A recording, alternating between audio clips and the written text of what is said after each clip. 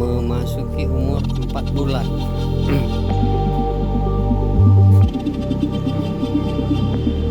Perawatan dan pemeliharaan maksimal juga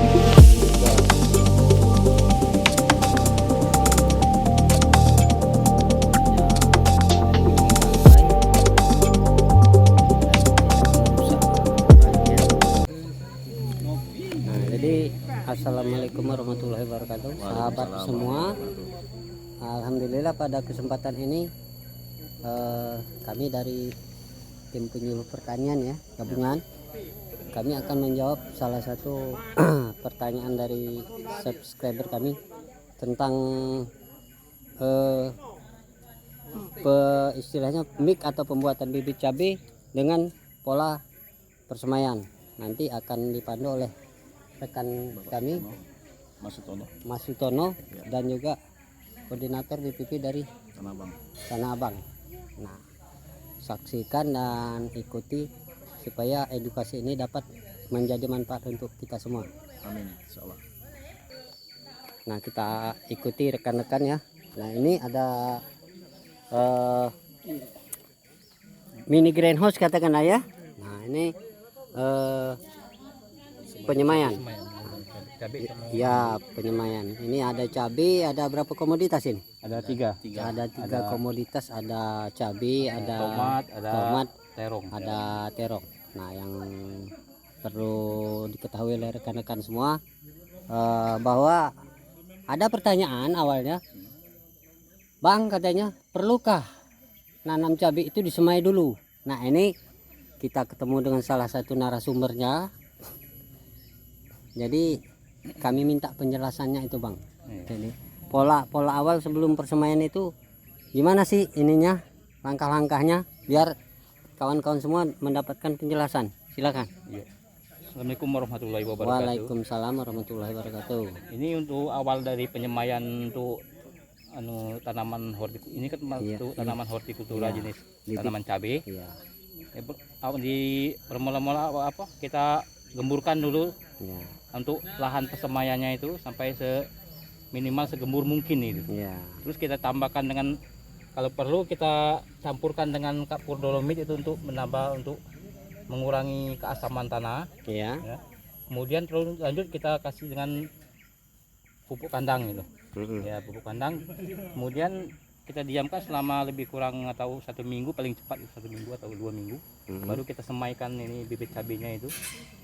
Oh, jadi sebelum 1 minggu belum maksimal itu ya untuk pertumbuhan ini benih biji cabai yang atau biji tanaman yang akan kita semai gitu Mas.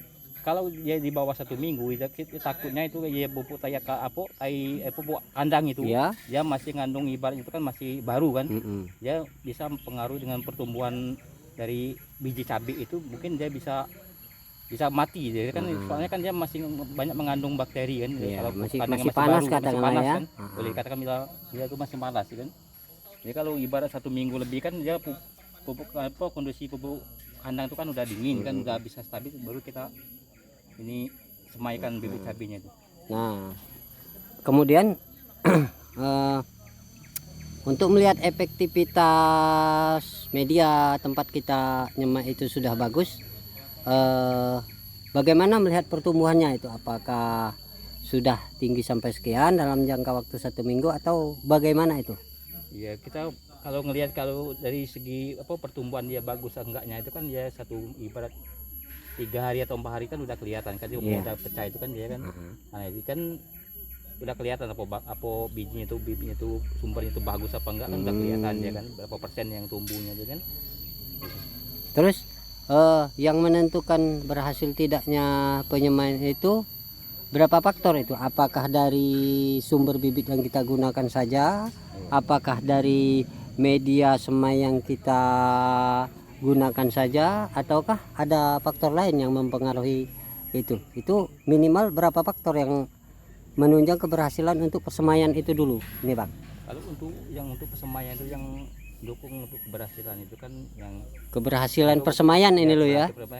Penyiraman itu yang pasti kan kita penyiraman kan rutin kan. Ya. Itu faktor utama kan.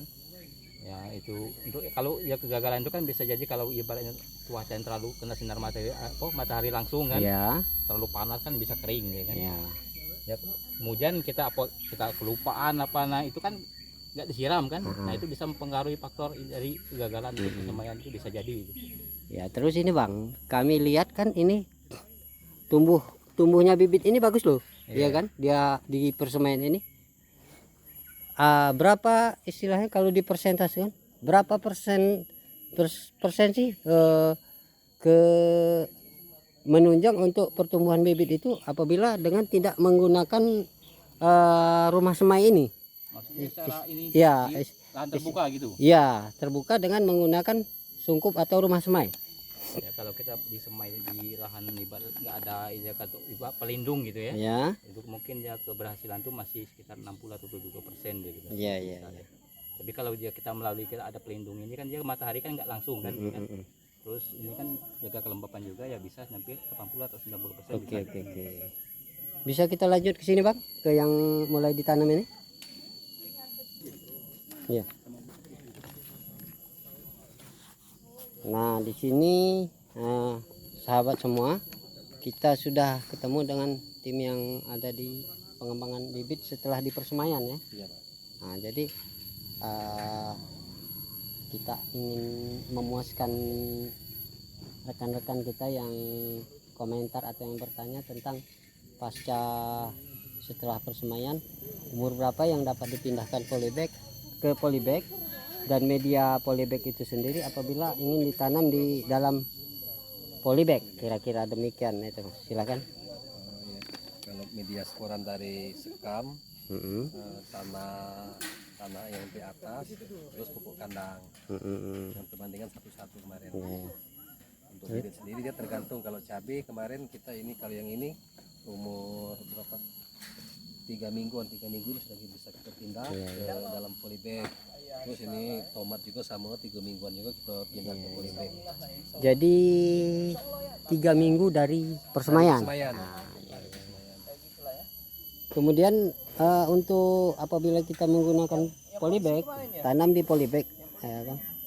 Standar polybag yang kita gunakan paling bagus berapa? Kalau bisa dikatakan tekanannya ke kalimat paling bagus atau bagaimana sebaiknya kalau kita menggunakan polybag?